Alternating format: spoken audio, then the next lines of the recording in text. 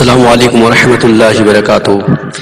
اس انتہائی مشکل و تکلیف کی گھڑی میں جبکہ انسانیت مہلک وبا کے ہاتھوں سخت پریشان اور موت کی دکھائی دیتی ہے، تنہائی اور مصیبت کے ان دنوں اگر آپ کے دلوں میں میری یہ بات محبت پیدا کرے تو آپ اس کو لائک اور سبسکرائب کر کے گھنٹی کے بٹن کو دبا دیجیے گا۔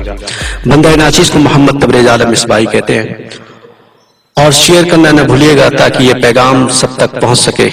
چلیے شروع کرتے ہیں۔ کرونا وائرس اور ہماری شاپنگ۔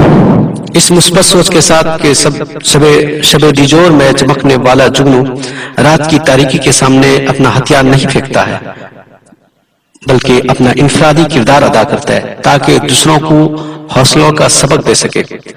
لاک ڈاؤن کے ان دنوں میں ہر چیز لاک ڈاؤن نہیں ہے۔ قدرت جب ایک دروازہ بند کرتی ہے تو 100 دروازہ کھول دیتی ہے۔ اس طرح لاک ڈاؤن آپ کی ذات پر لگا ہے مگر آپ کے خیالات اور احساسات پر نہیں۔ لاک ڈاؤن آپ کے دکان و مکان پر لگا ہے مگر آپ کے فکر و شعور پر نہیں۔ آپ گھروں میں بند ہیں مگر آپ کے فکر و شعور کام کر رہے ہیں۔ اچھا کیا ہے برا کیا ہے آپ بہتر سمجھتے ہیں۔ ہاں بے شک ہر مشکل کے ساتھ آسانی ہے۔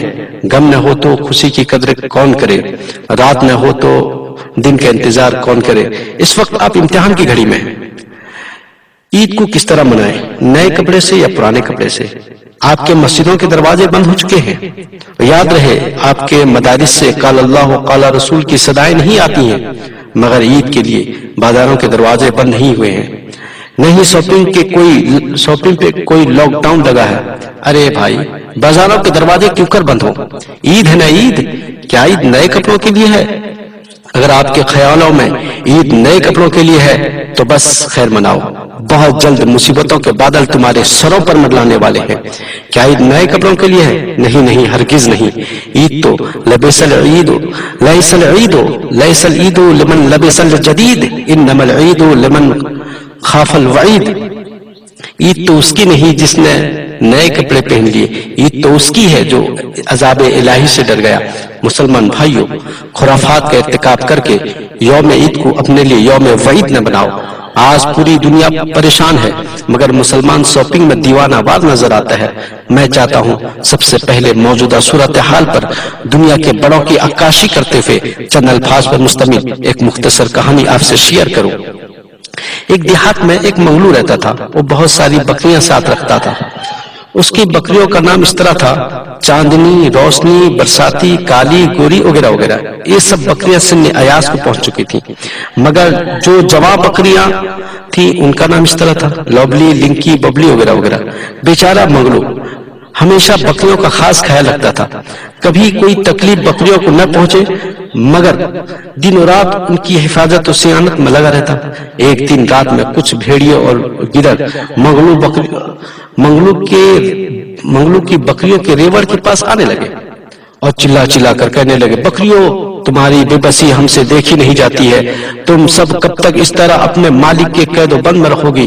تم اپنی مرضی سے چر سکتی ہو نہ پھر سکتی ہو، ہمیں تو دیکھو، ہم ہر وقت آزاد نظر آتے ہیں، جب چاہتے ہیں، جہاں چاہتے ہیں، جس وقت چاہتے ہیں آ جا سکتے ہیں، مگر تم پر افسوس ہے اس چاندنی رات میں بھی تم سدے باب ہو۔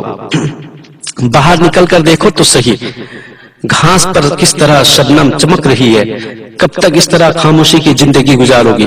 کب تک مالک کے ظلم سے دو چار ہوتی رہو گی؟ اٹھو، ہم تمہیں آزادی دیں گے، ہم تمہیں آزادی دیں گے۔ توڑ دو مالک کے سارے قید و بند کو، باہر آؤ، دیکھو پہاڑوں کی سرسبز شادابی کو، چشموں کے آبشار کو، برفیلی پہاڑوں کے گھنے جنگلات کو۔ اتنا سننا ہی تھا، ساری نوجوان بکریاں مالک کے قید و بند کو توڑنا شروع کر دی۔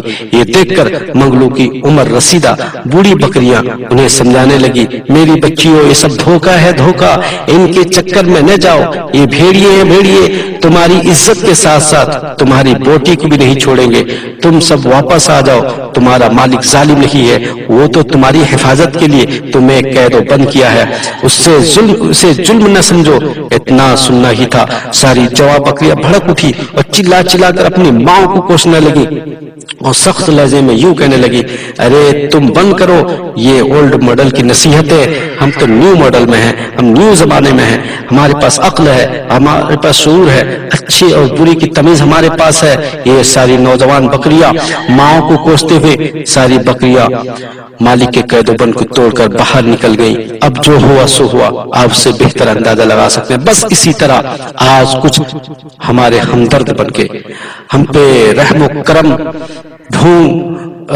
کرم کا ڈھونگ رچا کر، اور کچھ تمہارے ہمدرد بن کر تمہاری خوشیاں مہیا کر رہے ہیں، اور عید کے دن عید کے لیے تمہارے بازاروں کو اور دکانوں کو کھول دیے ہیں تاکہ تم نیا کپڑا عید میں پہن سکو۔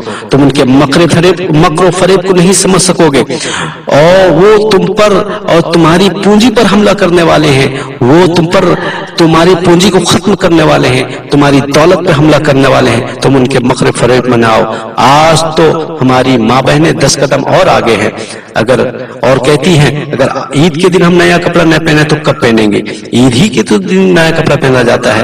یاد رکھو میری ماں بہنوں، کیا تمہیں خبر نہیں تمہارے شوہر، تمہارے بھائی، تمہارے باپ اور بیٹے کی آمدنی بند ہو چکی ہے، ان کی دکانیں بند ہو چکی ہیں، کہیں سے ان کے پاس روپیہ اور پیسہ آنے کا کوئی راستہ نہیں ہے، سارا راستہ بند ہو چکا ہے۔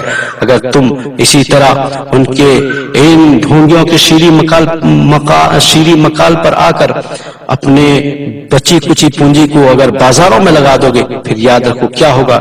یہ لوگ تمہیں خوشیاں نہیں دے سکتے ہیں، یہ بھیڑیے یہ قوم مسلم کو مٹانا اور بدنام کرنا چاہتے ہیں۔ تمہاری اہمیت کا اندازہ وہی لوگ لگا سکتے ہیں جنہیں انسان کو پرکھنے کی سمجھ ہوگی۔ اس لیے اپنی ذات کو ایسی جگہ ضائع مت کرنا جہاں تمہاری قدر نہ ہو، جہاں لوگوں کے پاس تمہیں پرکھنے والی آنکھ اور تمہیں سمجھنے والا دل نہ ہو۔ وہ تمہاری خوشیاں میں نظر آنے والے اور مصیبتوں میں نظر نہ آنے والے ان ڈھوگیوں سے دور رہو، ان کے چکر میں نہ آؤ جو تمہاری خوبیوں پر پردہ ڈالنے والے اور خامیوں کا چرچا کرنے والے ہوں۔ ایسے چال بازوں کے شیریں مکال سے متاثر نہ ہو جو منہ پر تعریف کرے اور پیٹھ پیچھے وار کرنے والے ہیں، جو چہرے پر مسکراہٹ رکھنے والے اور من میں بغض رکھنے والے ہیں۔ ایسے کے دامن میں نہ آؤ، ایسے کے فریب میں نہ آؤ، ایسوں کے جال میں نہ آؤ۔ اگر تم ان کی جالوں میں آ جاتے ہو، ان کے فریب میں آ جاتے ہو، اور دور رہو جو باتوں میں مٹھاس اور دل میں زہر رکھنے والے سانپوں کے فرمان سے۔